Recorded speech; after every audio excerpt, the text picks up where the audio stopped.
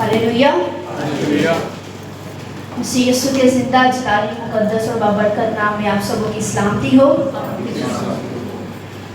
खुदा की शुक्रगुजारी करते हैं खूबसूरत से पहर के लिए, इस प्रस्तिश के लिए, खासकर इस वक्त के लिए कि खुदा हमें इस लायक समझता है कि हम उसकी हजूरी में आ सकें। आज भी बहुत से लोग हैं जो अपने अपने कामों में मसरूफ़ हैं या कुछ दुनिया की फ़िक्रों में, टेंशन्स में, ज़िम्मेदारियों में हैं, लेकिन हम खुदा का शुक्र करते हैं कि खुदा हमें इस लायक समझता है और हम खुदा की हजूरी में झुकते हैं। और सबसे कीमती चीज़ है आपका दिल, आपका वक्त जो हम खुदा को देते हैं। आमीन। सवाएं जिनके पास खुदा का ज़िंदगी बख्श कलाम है, हम खोलेंगे खुदा का ज़िंदगी बख्श कलाम, पौलुस रसूल का ख़त इफिसियों के नाम।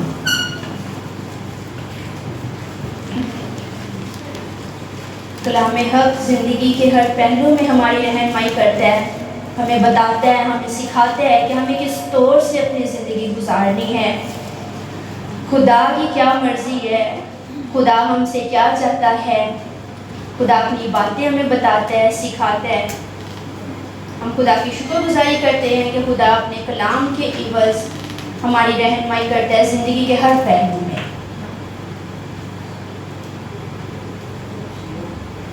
इफिसियों का ख़त, उसका 5 बाब, उसकी 15वीं आयत से 17वीं आयत तक। इफिसियों का ख़त, उसका 5 बाब, उसकी 15वीं आयत से उसकी 17वीं आयत तक।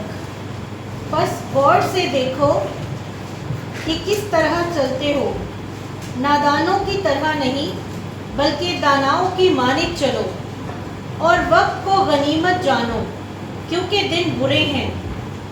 इस सबब से नादान ना बनो बल्कि खुदावन की मर्जी को समझो कि क्या है, और शराब में मतवाले ना बनो। Thank you so much.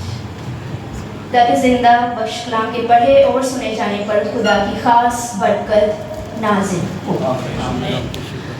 मेरे अजीज़ों, पौलुस रसूल ने इफिसियों का जो ये ख़त लिखा है उसका नए अहदनामे में और भी खतूत में जिक्र है। पौलुस रसूल का बहुत बड़ा कंट्रीब्यूशन है, उसने बहुत से ख़त लिखे हैं। इफिसियों का जो उसने ख़त लिखा है, इफिसस की कलीसिया को लिखा है, उसके 5 बाब की इस 15वीं आयत में और 16वीं 17वीं आयत में वो एक जो बात कोट कर रहा है, एक कमांडमेंट दे रहा है, ये खुदा की तरफ से ये जो वर्सेस हैं एक इनविटेशन के तौर पर वो आपको बता रहा है, हमें गाइड कर रहा है, और एक वो अलार्मिंग सिचुएशन भी बता रहा है कि दिन क्या है, बुरे हैं, वक्त को गनीमत जाने, दिन क्या है, बुरे हैं। और जो यहाँ पर वो 15वीं आयत में एक लफ्ज़ कह रहा है, बस गौर से देखो किस तरह चलते हो। यहाँ पे जो लफ्ज़ है गौर, ये वाकई में गौर करने वाला ही लफ्ज़ है। जब हमने किसी को कोई बात समझानी होती है, बच्चों को समझानी होती है, तो हम कहते हैं ना, गौर से सुनो मेरी बात बेटे। अगर सामने कुछ समझा रहे हैं, स्क्रीन पे कुछ दिखा रहे हैं, तो कहते हैं गौर से देखें, यानी आप अलर्ट हो जाएं, गौर करें, गौर से देखें, जायजा लें, जरा अलर्ट हो के सुने, अलर्ट हो के देखें। तो इस तरह वो इन आयत को, जब इन आयात को खोल रहा है तो कह रहा है गौर से देखो कि किस तरह चलते हो, यानी हम किस तरह चलते हैं। ये एक सेल्फ चेक दे रहा है हमें, खुद को चेक करें, गौर से देखें, खुद का जायजा लें, हम किस तरह चल रहे हैं, किस तरह चल रहे हैं, यानी रूहानी तौर पर कहां पर हम नादानों की तरह नहीं बल्कि दानाओं की माने चले, यानी अक्लमंदों की तरह चलें। बाइबल में दाना और नादान दोनों का जिक्र है, कवारियों का भी जिक्र है, यहाँ पर भी दानाओं का और नादानों का जिक्र है कि हमें किनकी माने चलना है, दानाओं की माने।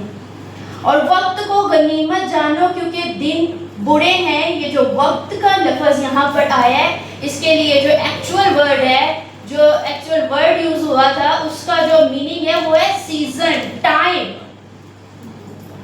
कि आप उसको गनीमत जाने जो आपके पास टाइम है, जो आपके पास सीजन है, जो आपके पास वक्त है, क्योंकि दिन बुरे हैं। ये सिर्फ आज के दिनों की बात नहीं हो रही, खुदा का कलाम हर दौर हर वक्त के लिए, पता नहीं है आज से कितने सौ हजारों साल पहले आयत लिखी गई है। वक्त को गनीमत जानो क्योंकि दिन बुरे हैं। उस टाइम भी दिन बुरे थे, उस वक्त की कलीसिया, उस वक्त के लोगों के लिए। आज भी दिन कैसे हैं? इस सबब से नादान ना बनो बल्कि खुदावंद की मर्जी को समझो कि क्या है। लास्ट पे वो क्या कह रहा है कि किसकी मर्जी को समझो? खुदावंद की मर्जी को समझो। अब यहाँ पर जो मेन टॉपिक है कलाम का वो ये है कि खुदावंद की मर्जी क्या है। हम समटाइम क्या होते हैं, खुदा के कलाम में से कहते हैं खुदाया तो अपनी मर्जी ज़ाहिर कर।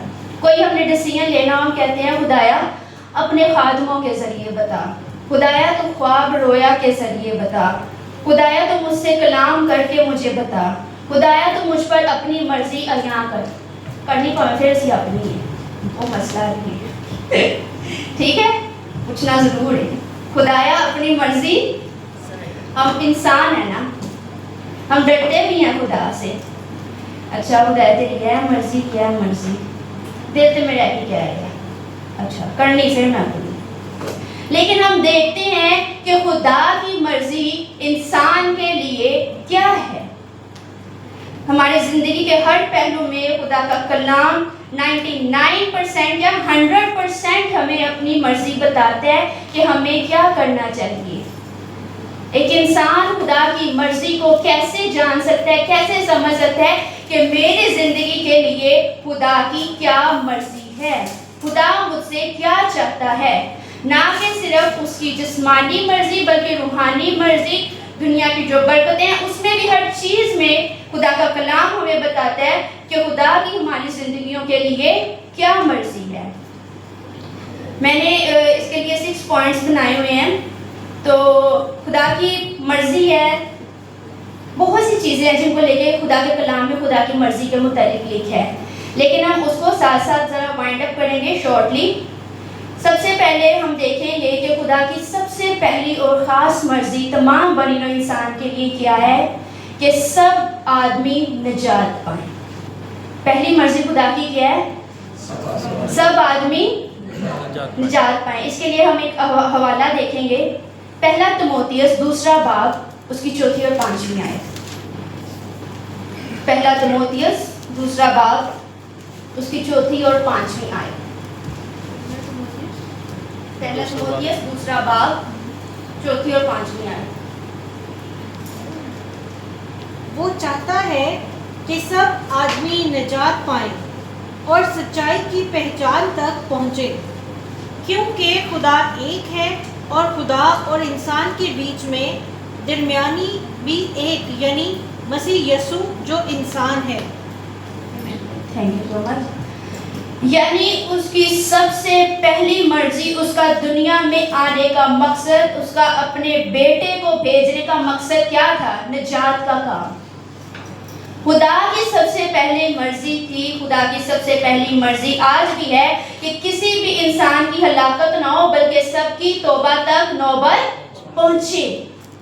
हम अपनी जिंदगियों में बहुत सी चीज़ें चाहते हैं, हम अपनी जिंदगियों में हर बरकत चाहते हैं, लेकिन हम खुदा की मर्जी पूछते हुए क्या सबसे पहले अपनी जिंदगियों को गौर से जांचते हैं कि खुदा की मर्जी के मुताबिक मैं निजात याफ्ता हूँ या नहीं हूँ?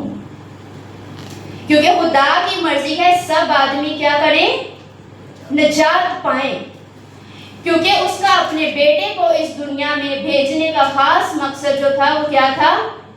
निजात। ज्यादा मुश्किल काम क्या है? गुनाह माफ करना, निजात देना या किसी का कर्ज माफ करना? आप सब अलर्ट हैं, चर्च में ही हैं। क्या मुश्किल काम और क्या आसान है? अच्छा, बाइबल में ये मिसाल है, किसी का ज्यादा कर्ज माफ कर दें वो ज्यादा मुश्किल काम था, या किसी का थोड़ा कर्ज था वो माफ कर दिया जाए तो वो मुश्किल था? जिसका ज्यादा था।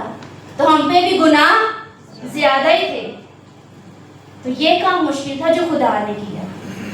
उसने अपने बेटे को भेज के सबके लिए निजात का बंदोबस्त किया, क्योंकि वो उसकी मर्जी थी कि इंसान मुझसे दूर ना हो, और उसकी मर्जी है कि हम सब निजात याफ्ता हों। और खुदा का शुक्र है कि यहाँ जितने लोग बैठे हैं खुदा के रूह के नीचे हैं, खुदा से डरने वाले हैं, उसकी निजात का तजर्बा रखते हैं, क्योंकि ये खुदा की खास मर्जी है। और हर इंसान को चाहिए कि खुदा की इस मर्जी को पूरा करे, और वो निजात का खूबसूरत तोहफा जो खुदावंद यीशु मसीह ने सलीब पर मुफ्त दिया है उसको हासिल करे। ये बहुत बड़ा काम है। आप बाकी गैर कौमों से जाके पूछें, आसमान पर जाने के बाद जिंदगी का तस्वुर किसके पास है? सिर्फ यीशु आपको देता है ये तस्वुर, और कहीं पर भी नहीं है। अगर आपको निजात ना मिलती तो आपको ये तस्वुर भी ना मिलता। तो खुदा का शुक्र करते हैं कि खुदा हम सबको निजात का तोहफा जो है वो देने आया, और उसने हम सबको अता किया, और हम उसकी मर्जी को पूरा करते हुए इस निजात के तोहफे को अपनाएं और अपनी जिंदगी में उसकी निजात के काम को क्या करें? पूरा होने दें। दूसरा जो टॉपिक है, दूसरा जो पॉइंट है वो इन्हीं आयात के नीचे है। इफिसियों 5 बाब उसकी 18वीं आयत। इफिसियों 5 बाब उसकी 18वीं आयत। क्योंकि किताबे मुकद्दस ये कहती है, इफिसियों 5 बाब उसकी 18वीं आयत, और शराब में मतवाले ना बनो, क्योंकि इससे बदचलनी पाका होती है, बल्कि रूह से ममूर होते जाओ। आमीन। अब दूसरा टॉपिक है खुदा की मर्जी क्या है कि हम रूह से ममूर होते जाएं। शराब में मतवाले ना बनो। आपको ऐसे ऐसे लोग मिलेंगे, ऐसे ऐसे रेफरेंस देंगे इससे रिलेटेड कि आप दंग रह जाएंगे। इन्होंने कलाम सही पता है, मुझे पता ही नहीं, क्योंकि वो अपने लिए कलाम को मोल्ड कर लेते हैं, बदल लेते हैं अपनी ईज के लिए। लास्ट संडे खुदा की बंदी सिस्टर तमर भी जब कलाम दे रही थी तो कहती थी कि जब अबलीस हमें वर्गलाता है, अबलीस हमारे पास आता है, तो वो हमारे लिए कलाम को हम अपनी ईज के लिए, अपनी आसानी के लिए ऐसे बदल लेते हैं कि अगले बंदे को लगे कि हाँ ऐसे ही कह रहा। यीशु मसीह ने आप में बनाई, यीशु मसीह ने ऑर्डर दिता, पी लो शराब। बड़े आराम से लोग कह देते हैं, लेकिन यहाँ लिखा है शराब में मतवाले ना बनो। नशा किसी भी किस्म के वो बुरा है। खुदा को उससे नफरत है। खुदा को हमसे नहीं नफरत, गुनाह से नफरत है। उसकी मर्जी ये है कि हम रूह से मामूर होते जाएं। अभी लास्ट संडे हमने ईद पेंतीकोस्त का दिन भी मनाया है। वो किससे रिलेटेड था? रूह कुदस से रिलेटेड था कि हमारे अंदर पाक रूह की जो आग है, पाक रूह की जो सच्चाई है वो नाजिल हो। हम अपने आप को रूह से भरें, क्योंकि ये खुदा की मर्जी है, ना कि ये खुदा की मर्जी है कि हम इस दुनिया के रंग में रंग जाएं। मैं आज अफसोस से कह रही हूँ, जब मैं देखती हूँ यंगस्टर्स को, कॉलेज गोइंग बॉयज़ और गर्ल्स को भी, उनके हाथों में जब मैं कुछ चीज़ें ऐसी देखती हूँ नशे वाली, तो मुझे बहुत अफसोस होता है, दुख भी होता है कि खुदाया ये तेरे बेटे और बेटियां किस तरफ जा रही हैं। वो जवानी के जिस हिस्से में होते हैं वो टाइम उनका बहुत खूबसूरत वक्त होता है खुदा को देने का। आज हमारी कम्युनिटी के जो नौजवान हैं, कुछ ज़्यादातर कुछ जो है वो खुदा के खौफ में है, खुदा का शुक्र है, लेकिन कुछ अभी भी ऐसे हैं जिनको देख के दिल परेशान होता है कि वो अपनी ज़िंदगी में खुदा की मर्जी को पूरा करें, खुदा की मर्जी को जाने। गज़लों गज़लात की किताब में सुलेमान नबी लिखता है कि तेरा इश्क मैं से बेहतर है। जो इश्क सूली पर आप सबको दिखाया गया था, वो इश्क जो है ना दुनिया की हर मैं से बेहतर है। उसका नशा बहुत खूबसूरत है। हमें खुदा की मर्जी को जानते हुए ये देखना चाहिए कि हमें अपनी जिंदगियों को जो रूह की मामूरी है उससे भरना होगा। थर्ड टॉपिक की तरफ चलते हैं। तीसरा टॉपिक है कि पाक बनना है हमें। हम सबको क्या होना है? पाक बनना है। पहला थिस्सलुनीकियों उसका 4 बाब उसकी 3 आयत। पहला थिस्सलुनीकियों उसका 4 बाब उसकी 3 आयत।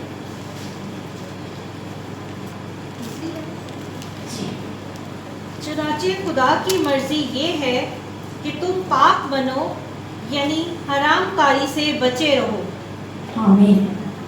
खुदा की मर्जी क्या है कि तुम पाक बनो, क्योंकि आपका बुलाने वाला भी पाक है। तो आपसे क्या एक्सपेक्ट करता होगा कि आप भी पाक हो, साफ हो। आपको जो लिबास उसने रूह का दिया हुआ उस पर कोई भी दाग ना हो। फॉर एग्जाम्पल, अगर हमें अपने घर पे इनवाइट करते हैं और वो फॉर एग्जाम्पल हम सोचते हैं कि जैसे मैं वैसे वो मेरा मिलने वाला मेरे इक्वल बंदा है, तो मैं उसके घर वैसे ही जाऊं जैसे वो खुद है। मैं कहूँगी मेरे कपड़े भी अच्छे हों, अच्छी अच्छी परफ्यूम लगा के जाए, अच्छे से उसको मिलें अगर उसने मुझे इनवाइट किया है तो। इसी तरह आपका बुलाने वाला भी क्या है? पाक है। और आपको भी क्या होना है? पाक होना है। यानी हरामकारी से बचना है, बुरी बातों से बचना है, इस दुनिया से बचना है, इस दुनिया के गुनाहों से बचना है, इस दुनिया की ऐशो इशरत से बचना है।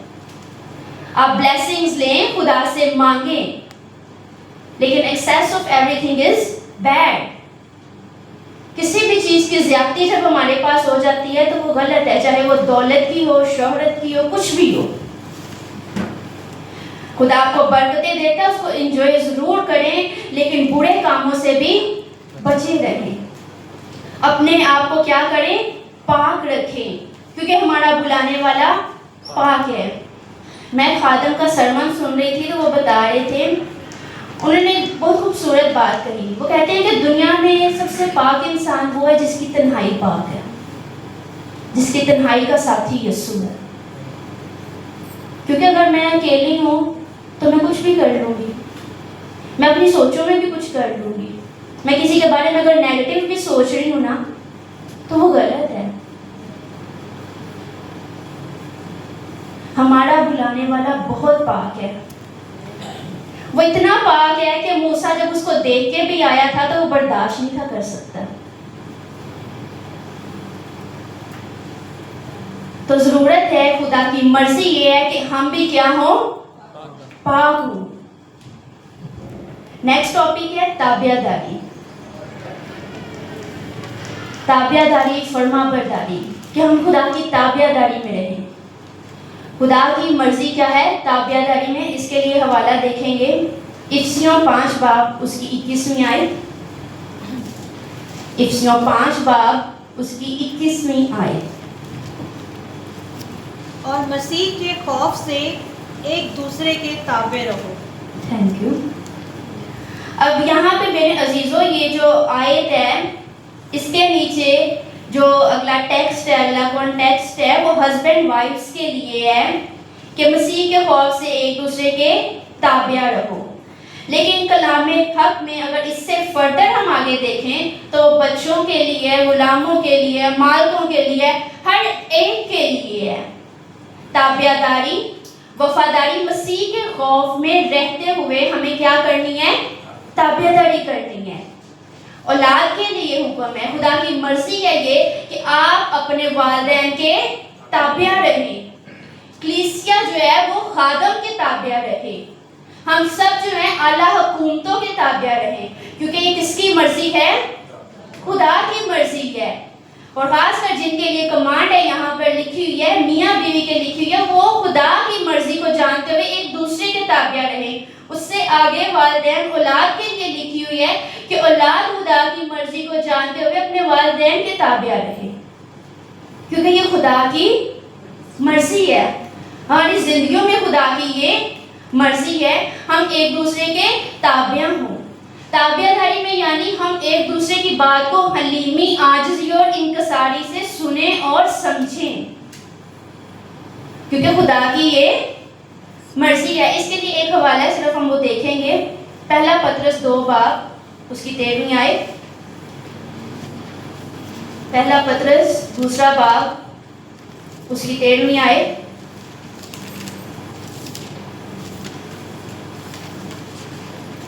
खुदावंद की खातर इंसान के हर एक इंतजाम के ताबे रहो। आमीन। खुदावंद की खातिर इंसान के हर एक इंतजाम के ताबे रहो। एक जो सिस्टम बना हुआ है, एक प्रॉपर जैसे सेटअप चलता है, खुदा की खातिर खुदा की मर्जी को बजा लाते हुए इंसान हर एक इंतजाम के ताबे रहे, आजिज़ी से, हलीमी से, इंकसारी से खुदा की मर्जी को जानते हुए। आइए 5वां टॉपिक देखते हैं। 5वां टॉपिक है, अगर मसीह में होते हुए, रूह में होते हुए हमारे पर मुश्किल वक्त आ जाता है, दुख का टाइम आ जाता है, तो वो दुख भी उठाएं लेकिन मसीह में मजबूत होते हुए। ये खुदा की मर्जी होती है, बुड़बुड़ाएं नहीं। मैं आपको इसके लिए अयूब की मिसाल देना चाहूंगी। अयूब की कहानी से आप सब वाकिफ हैं। कितना दुख आया था उस पर, वो कभी भी नहीं बुड़बुड़ाया। उसकी बीवी ने उसको कहा भी कि तू खुदा की तकफीर कर दे, छोड़ दे। उसने कहा नहीं, क्या हमारा खुदा सुख ही सुख दे, दुख ना दे। खुदा में रहते हुए इंसान पर मुश्किल वक्त भी आ जाता है, लेकिन वो खुदा जब आपको उस मुश्किल से निकाल कर 2 गुना, 3 गुना, 4 गुना नहीं, बल्कि जब उसका मल्टीप्लाई करके वापस करता है, तो वो दुख भी आपको भूल जाता है। लेकिन बशर्ते ये कि आप खुदा की मर्जी को जानते हुए उसमें से बड़ी मजबूती के साथ गुजरें, क्योंकि जब आप खुदा की मर्जी को पूरा करते हैं, ईमान में मजबूत होते हैं, खुदा को जानते हैं कि मेरा खुदा मेरी जिंदगी से क्या चाह रहा है, मैं उसकी मर्जी को जानता हूँ, तब आप कभी भी नहीं डगमगाते। हालात मुश्किल आते हैं, हम क्या करते हैं? तूफान आ जाए, हम शोर डालना शुरू कर देते हैं, रब्बा तू सो गया, तेरू नहीं पता मैं डूब रहा मां। कश्ती में से उठा उठा तो उसे कहते हैं रब ने किथे सो गया। नहीं, उसको सब पता है, उसको ही तो पता था। फिर उसने क्या किया? उठकर तूफान को डांटा। जिंदगी में तूफान आ जाते हैं, मुश्किलात आ जाती हैं, लेकिन आप ये ना देखा करें कि तूफान की लहरें कितनी उठ रही है, ये देखा करें कि यीशु मेरे साथ है। तो खुदा की मर्जी को पूरा करते हुए, उसको जानते हुए अगर मुश्किल टाइम भी आ जाता है तो हमें उसमें से गुजर जाना चाहिए, क्योंकि यीशु साथ होता है। अभी कहना बहुत आसान है, जिसके लिए मुश्किल टाइम है, जो गुजर होता है जानता होती है। मैं बड़े आराम से यहाँ पे कह दूंगी, कोई बात नहीं, आप दुआ करें, आप रोजा रखें, कोई नहीं, खुदा आपके साथ है। मैं बड़े आराम से खड़ी हुई यहाँ पे ये बातें कर रही हूँ, लेकिन जो गुजर होता है वो जानता है, या उसका खुदा जानता है। लेकिन यही तो साबित कदमी है कि हमें उधर स्टेबल रहना है, उधर मजबूत रहना है। मैं यहाँ पे खड़ी होकर बहुत सी बातें कह सकती हूँ, मैं कहती जाऊंगी, लेकिन जो गुजर आता है, जो जानता है, जो खुदा के नजदीक होता है, जो खुदा को पहचानते हैं, वही साबित कदमी से खड़ा रहता है। खुदा उसके लिए दरवाजे खोलने की कुव्वत और कुदरत रखता है, क्योंकि वो खुदा की मर्जी को समझता है, जानता है। छठा और आखिरी टॉपिक है कि हर बात में हम क्या करें? शुक्रगुजारी। खुदा की मर्जी होती है ये। इसके लिए लास्ट जो है हवाला देखेंगे, पहला थिस्सलुनीकियों 5 बाब उसकी 18 आयत।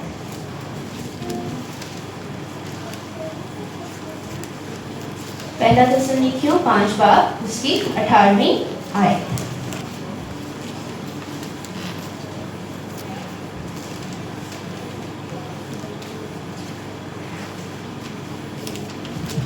हर एक बात में शुक्रगुजारी करो, क्योंकि मसीह यीशु में तुम्हारी बाबत खुदा की यही मर्जी है।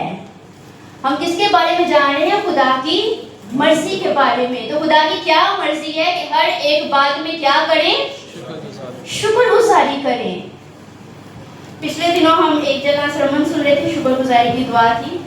खुदा के खादम पास्टर आरिश सरमन दे रहे थे, तो उन्होंने इसी आयत के हवाले से सरमन दिया और उन्होंने भी बताया कि हर बात में हम क्या करें? शुक्रगुजारी। हालात अच्छे हों, हालात बुरे हों, हम स्टेबल हों, हम थोड़े से घबराए हों, कुछ भी हो, हर एक बात के लिए क्या करें? शुक्रगुजारी करें। क्योंकि रास्तबाजों को ज़ेबा भी यही है कि वो क्या करें? खुदा की शुक्रगुजारी करें। जिंदगी में बहुत से अप्स एंड डाउन्स आ जाते हैं, लेकिन खुदा की मर्जी ये है कि हम उसका क्या करें? शुक्र करें। मैं आपको अपनी पर्सनल एग्जांपल देना चाहूँगी। मैं ये नहीं कि यहाँ पे आपको बता रही हूँ, सिर्फ मैं कोट करना चाहूँगी। कुछ दिन पहले एक इंटरव्यू की कॉल थी, तो मैं इंटरव्यू दे के आई, तो बड़ी मुझे खुदा से उम्मीद थी, हाँ ठीक है हो जाएगा, ये है वो है। तो बहुत अच्छी अपॉर्चुनिटी थी। मैं अच्छा ठीक है, शुक्र है। तो कॉल नहीं आई, मुझे फील हो गया उन्हीं उन्होंने कॉल कर दी। खैर मैं थोड़ी सैड हो गई। फजीला कहती बस कर जा, मुँह सीधा कर गया हुआ है। मैं गई था 2-3 मिनट रो के उठ के बैठ गई। मैं कल छोड़ो पड़े, शुक्र है खुदा है तेरा, मैंने कुछ अच्छा ही होना है। तो बात ये है, बताने का मकसद ये है कि हर बात में क्या करें? शुक्रगुजारी करें। जो कुछ मिल गया उसके लिए भी शुक्र, जो नहीं मिला उसके लिए भी शुक्र। क्योंकि आपके लिए खुदा की मर्जी यही है, क्योंकि खुदा ने आपके लिए कोई ना कोई उससे भी अच्छा प्लान रखा है। हबक्कूक की किताब में लिखा है, वो कहता है कि ज़ैतून ज़ाया हो जाए, कोई पैदावार ना रहे, चाहे मवेशी ना रहे, भेड़े ना रहे, तो भी मैं खुदावन से खुश हूँ। जब सब कुछ है तब भी शुक्र है, जब कुछ नहीं है तो तब भी शुक्र है, क्योंकि खुदा की मर्जी हमारे लिए यही है कि हम हर वक्त उसका शुक्र करते रहें। सो खुदावंद आप सबको ये तौफीक अता करे कि हम ना सिर्फ खुदा की मर्जी को जाने, बल्कि उसकी मर्जी को पूरा भी करें, क्योंकि खुदा की मर्जी को ही पूरा करना इंसान का मकसद है। हम ज़रूर जब भी कोई डिसीजन लेते हैं, खुदा से पूछते हैं, दुआ में ठहरते हैं, खुदा तो अपनी मर्जी जाहिर कर मुझ पर। तो अगर खुदा अपनी मर्जी अपने कलाम के ज़रिए, अपने बंदों के ज़रिए हम पर जाहिर करता है, तो खुदा हमें तौफीक भी दे कि हम उसको बजा लाएं, खुदा की मर्जी को हम पूरा करें। और जो खुदा की मर्जी खुदा के कलाम से हमें मिलती है, खुदा के कलाम से हमें पता चलती है, खुदा हम सबों को तौफीक अता करे कि हम सब उस पर अमल करें। खुदावंद आप सबों को आज के कलाम के बस कसरत की बरकत अता करें। आमीन।